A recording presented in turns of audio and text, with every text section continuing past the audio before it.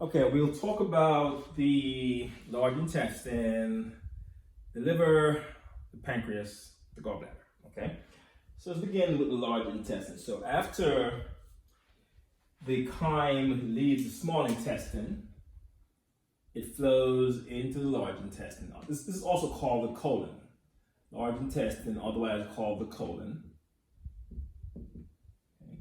So you have the entry point of the large intestine is called a cecum. So here is your ileum coming in. Ileum part, ileum from the small intestine comes in to meet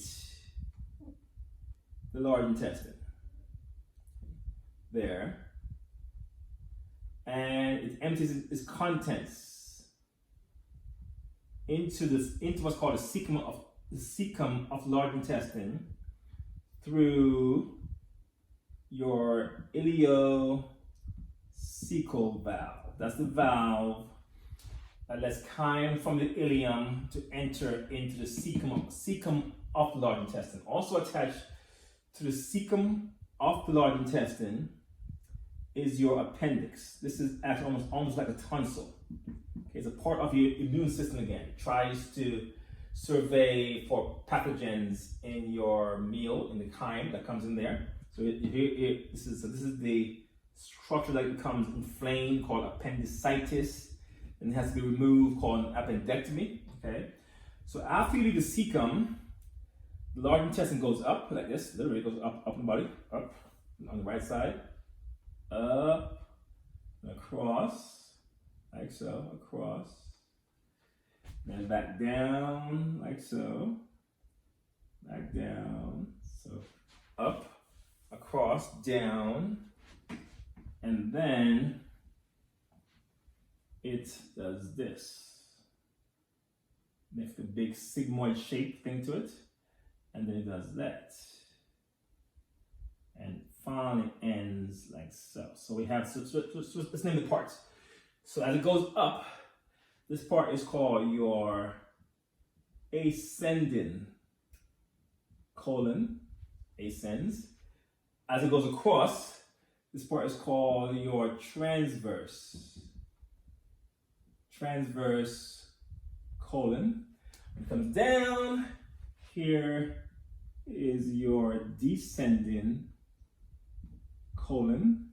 And here, this little bump right here, is called your sigmoid colon. So there are 4 parts to the colon of large intestine: ascending, transverse, descending, sigmoid colon. And then at the end of the sigmoid colon, you begin this part is called your rectum.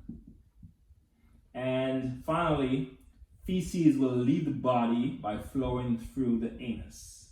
Okay, so ascending, transverse, descending, sigmoid colon, into rectum, into anus. That's the path of materials through your colon or large intestine.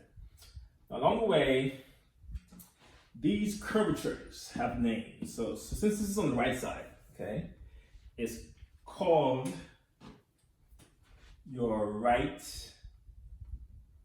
colic flexure.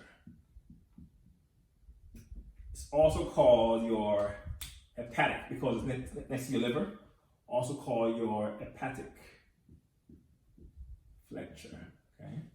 This one over here by the spleen is called your left colic flexure.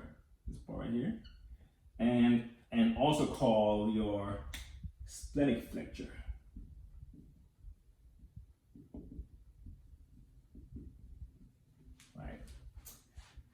Now, the longitudinal muscle layer of the large intestine is actually runs down the middle of it as 3 bands. So you get 3 bands that run down the middle of the colon.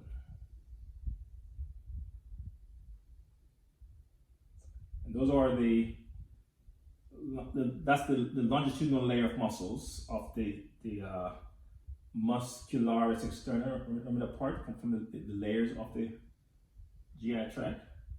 So this band of muscles here is called Ileocecal Valve. Okay? And those muscles create tension that will cause the walls of the colon to pocket, like so. So form these things, these pockets, pouches basically.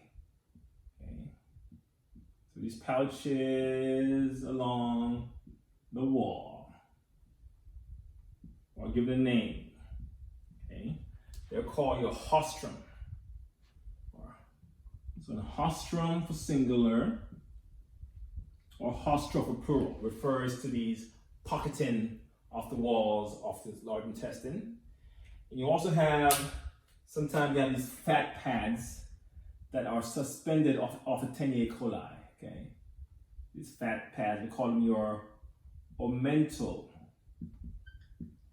appendices, also called epiploic appendages. So know for me, the regions of the large intestine, the rostrum, the Ileocecal Valve, the Ileocecal Valve, okay? And the main job of this region of the GI tract is, so the function there here is to really absorb water. So water is absorbed along the way as well, but when it gets to here, the only thing really left here to be absorbed are water and ions from it. Your nutrients are already absorbed in the small intestine, and no major nutrients, no glucose, no amino acids, no fatty acids are absorbed in here, in the large intestine. It's mostly a water puller as well as a compactor. Its job is to remove the water and compact it into feces. So this is where you form your feces, as you compact the material and store it in your rectum, okay, to be defecated through the anus. What is of interest to us here? Okay, so that is your large intestine. It's about 5 feet long. Okay. All right, let's next get into your liver. So these are structures called your accessory structures, which push material into the GI tract at the level of the small intestine. Let's pause for a second though.